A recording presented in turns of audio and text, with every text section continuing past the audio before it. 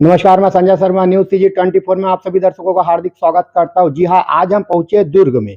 दुर्ग में आज हम जिस शख्सियत का बात करेंगे वो कोई अपने नाम के मोहताज नहीं है। जी हाँ, वह शख्सियत ऐसी है कि जो पूरा छत्तीसगढ़ भर में धर्मांतरण के विरुद्ध लड़ाई में कहीं न कहीं अपने एक अनोखा पहचान बनाया है और कई हिंदुओं की घर वापसी करवाया है। जी हाँ, हम बात कर रहे हैं बजरंग दल के प्रांतीय अधिकारी रतन यादव जी का। सर नमस्कार। नमस्कार नमस्कार। आज हम बात करेंगे धर्मांतरण के ऊपर में, गौ तस्करी के ऊपर में, लव जिहाद के ऊपर में। सर सबसे पहले मैं यहाँ पूछना चाहता हूँ कि लगातार आपका विश्व हिंदू परिषद बजरंग दल में लगातार दौरा चल रहा था पूरे छत्तीसगढ़ प्रवास में, तो उसको लेकर उस समय और अभी में क्या परिवर्तन दिख रहा है धर्मांतरण को लेकर?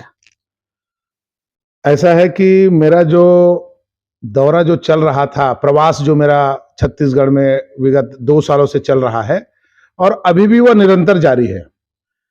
और यह धर्मांतरण के लिए बहुत ज़रूरी है क्योंकि आज धर्मांतरण छत्तीसगढ़ में कैंसर का रूप ले चुका है। उसको हटाने के लिए हमें हर प्रकार के प्रयोग को करना ज़रूरी है। जैसा कि लगातार ज्ञापन, रैली के माध्यम से जो कार्यक्रम हम करते हैं, वो तो करते ही हैं। बावजूद उसके ये कुछ मिशनरी, षड्यंत्रकारी लोग हमारे भोले-भाले लोगों को बरगला फुसला करके उनके क्षेत्रों में जाते हैं और जाकर के प्रार्थना करने की आड़ में ये धर्मांतरण का ही काम कर रहे हैं। जब हमारे लोग जाते हैं तो ये बोलते हैं कि हम तो प्रार्थना कर रहे हैं, हम ऐसा कुछ नहीं कर रहे हैं। जबकि हकीकत ये है कि ये प्रार्थना के आड़ में धर्मांतरण का काम कर रहे हैं। कहीं न कहीं ये छोटे-छोटे जो आर्थिक रूप से कमज़ोर लोग हैं, उनको ये टारगेट करते हैं।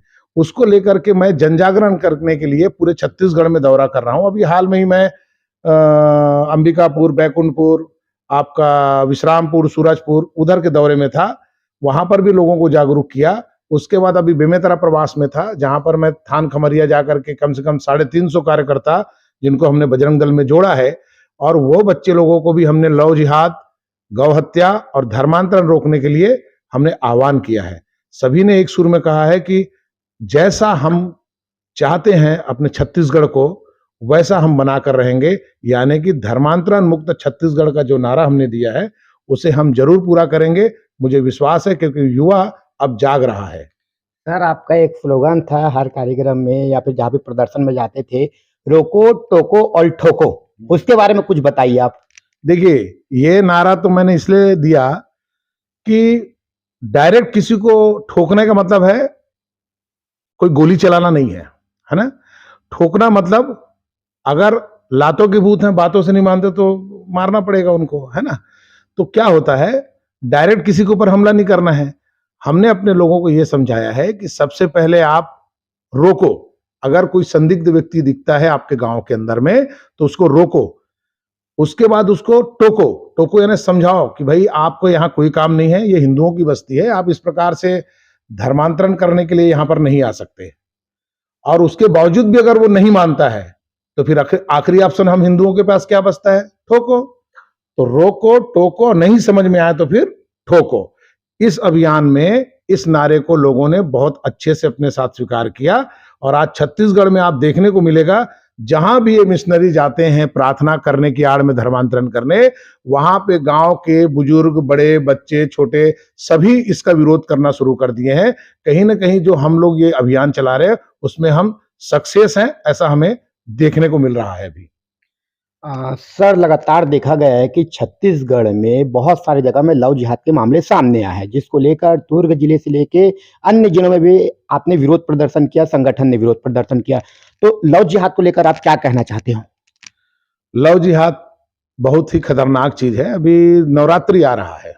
मैं सभी से निवेदन करूंगा, पंडाल वालों से, कि ध्यान रखा जाए कि हमारी बहन बेटियां जब आती हैं, तो कई मुस्लिम वर्ग के जो बच्चे हैं, जो लोग हैं, जो युवा हैं, वो हाथों में कलेवा बांध लेते हैं और आदमी को समझ में नहीं आता कि ये हिंदू है या मुसलमान है। कहीं न कहीं प्रलोभन दे करके, कहीं न कहीं अपने नाम को छुपा करके हमारी बहन बेटियों के साथ पहले ये अपने वाद विवाद मतलब व्यवहार को पहले ये लोग बनाते हैं। जब पूरी तरीके से लड़की बस में आ जाती है, तो फिर उसके साथ शादी करना, फिर अपना घर छोड़ के भागना, ये सब चालू हो जाता है। निरंतर मैं इन केसों को देख रहा हूँ। अभी हाल में ही खुर्सीपार का एक केस आया था, जिसमें एक ऐसा लड़का जिसको आप देखोगे तो समझ में नहीं आएगा, इतना छोटा सा पिद्दी भर का लड़का है वो, कान में बाली वाली पहनता है। आप सोचो कान में बाली पहना मतलब वैसे डिफाल्टर है वो। एक अच्छी सभ्य लड़की उसके साथ घर छोड़ के चले जाती है और माँ बाप चिल्लाते रह जाते हैं कि बेटी तेरे को नहीं जाना है, तो हमारी बच्चियां इतना बस में हो जाती हैं उनके, मुझे ऐसा लगता है कि कुछ टोना टोटका करके ये लोग कुछ करवाते हैं। वो बच्ची इतना ज्यादा उनके मतलब प्यार में पागल हो जाती है कि अपने माँ बाप तक को भूल जाती है। वो माँ बाप को बोलती है कि मैं तुम्हारे सीने में चढ़ के तांडव करूंगी, लेकिन मैं उसको नहीं छोड़ूंगी। माँ बाप करे तो करे क्या, आखिर आज माँ बाप अपने आप को धता महसूस कर रहे हैं और कहीं ना कहीं ये कानून का फायदा उठाते हैं, अपनी आजादी का ये फायदा उठाते हैं कुछ बच्चे। मैं उन सब बच्चियों से निवेदन करूंगा, अपनी बहनों से, कि लव जिहाद के चक्कर में ना आए। आप लोगों से मेरा निवेदन है कि लव जिहाद के शिकार बच्चों की स्थिति आज क्या होती है, आप टीवी और प्रेस के माध्यम से देखने आपको मिलेगा। कहीं सूटकेस में पड़े हुए नजर आएंगे, तो कहीं रोड में कटे हुए नजर आएंगे, तो कहीं नदी में डूबे हुए नजर आएंगे। यानी कि कुल मिलाकर के इसका हश्र बहुत बुरा होता है और इस हश्र से अगर आपको बचना है तो आप लव जिहाद के चक्कर में ना फंसें। किसी भी प्रकार के प्रेम जाल में फंसने की आवश्यकता किसी को भी नहीं है। और खास तौर पे गरबा के समय इस प्रकार के कार्यक्रम को देखने में ज्यादा मिलता है कि वहीं से दोस्ती यारी बढ़ाया जाता है। इसलिए सावधान रहें, समितियां भी सावधान रहे कि जो हिंदू है वही प्रवेश करें, बाकी लोगों को इस गरबा में प्रवेश ना करने दिया जाए। कहीं ना कहीं हमारी बहन बेटियों के साथ अन्याय होता है, जिसको हमें रोकना हमारा धर्म है, हमारा कर्तव्य है। ये सब युवा से मैं अपील करता हूं कि धर्मांतरण और लव जिहाद ये बहुत खतरनाक चीज है, इसको रोकना ही हमारा प्रथम कार्य होना चाहिए। और मुझे ऐसा लगता है कि अब जिस तरीके से समाज जाग रहा है, बिल्कुल इसमें रोक लगेगी, ऐसा मुझे प्रतीत होता है। लगातार हिंदू संगठन पूरा छत्तीसगढ़ भर में गौ तस्करी को पकड़ के एफआईआर भी कराया जा रहा है। गौ सेवकों द्वारा 355 एफआईआर हो चुका है। उसके अलावा सरकारी एफआईआर और हुआ है पुलिस प्रशासन के द्वारा। तो इस प्रकार की जो घटना, इतना एफआईआर होने के बाद भी, गिरफ्तारी होने के बाद भी तस्करी रुक नहीं रहे, तो इसका क्या कारण मानते हो आप? देखिए, जब तक सरकार इसमें कोई कदम नहीं उठाएगा ये तस्करी कभी रुकेगा नहीं। लेकिन हमारे कार्यकर्ता, बजरंग दल के और गौ सेवक जो हमारे भाई लोग हैं, ये लोग अपनी जान का परवाह किए बगैर गौ तस्करी को रोक रहे हैं, इसमें कोई दो मत नहीं है। उल्टा उनके ऊपर आरोप लगा करके धाराएं लगा दी जाती हैं कि उल्टा आप लोगों ने मारपीट किया करके। अरे भाई, वो गाय काटने के लिए लेके जा रहा है, जिसको हम माँ का दर्जा दिए हैं, उसको काटने अगर कोई ले जा रहा है तो उसके साथ तो क्या उसकी पूजा करेंगे? वो क्या उसकी पूजा करेंगे? उसके साथ तो वही व्यवहार होना चाहिए जो होना चाहिए। उल्टा उनके ऊपर एफआईआर हो जाता है गौ सेवकों के ऊपर में। ये निहायत गलत है। मैं केंद्र सरकार से मांग करता हूं कि कोई ऐसा कड़ा कानून लाए और पूर्ण रूप से गौ हत्या पर प्रतिबंध जब तक नहीं लगाएगा केंद्र सरकार, तब तक इसमें कुछ नहीं हो सकता। और राज्य सरकार अपने क्षेत्र में, क्योंकि मुझे विश्वास है कि जिस तरीके से भूपेश जी काम कर रहे हैं, बहुत अच्छा काम अभी उन्होंने शुरू किया कि गौवंशों के लिए गौठान बनाया, लेकिन गौठान जहां तक मुझे लगता है कि वो गौठान उतना कामयाब नहीं हो पाया। लेकिन अभी उन्होंने, चाहे कुछ भी हो, लेकिन एक अच्छा विषय उन्होंने लाया, गौवंशों के लिए एम्बुलेंस। लगातार एक्सीडेंट होता है गायों का, तो हमारे पास फोन आता है रात रात में कि भाई साहब यहाँ पर एक्सीडेंट हो गया, यहाँ पर गाय को ले जाना है, ये करना है। हमको बहुत परेशानियां होती गाड़ी व्यवस्था करने में। तो मुख्यमंत्री ने कम से कम, हमारे भूपेश बघेल जी ने ये तो सोचा कि कम से कम गौवंशों के लिए गौ एम्बुलेंस चालू करना चाहिए। उसके लिए मैं साधुवाद देता हूं कि उन्होंने ये पहल किया।